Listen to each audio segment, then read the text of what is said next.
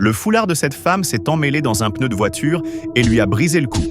Le 14 septembre 1997, en France, une nuit d'élégance a tourné à l'horreur.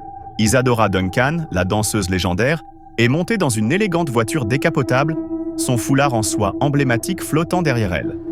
Ce qui devait être une promenade glamour allait devenir l'un des accidents mortels les plus dérangeants jamais enregistrés. L'écharpe, incroyablement longue et dangereusement lâche, flottait librement dans le vent. Mais à mesure que la voiture prenait de la vitesse, l'écharpe s'est rapprochée de la roue arrière en rotation. Le foulard en soie s'est enroulé autour de l'essieu, tirant son cou vers l'arrière avec une force inimaginable. Et sans avertissement, son corps a été projeté vers l'arrière, s'écrasant contre le côté de la voiture, et elle s'est brisé violemment le cou dans un angle inconfortable, la tuant. Des témoins ont décrit le moment horrible où son cou s'est brisé instantanément. Sa mort fut immédiate et horrible. Le magnifique foulard, qui symbolisait autrefois son élégance, était devenu un instrument de mort. La voiture s'arrêta, mais il était déjà trop tard.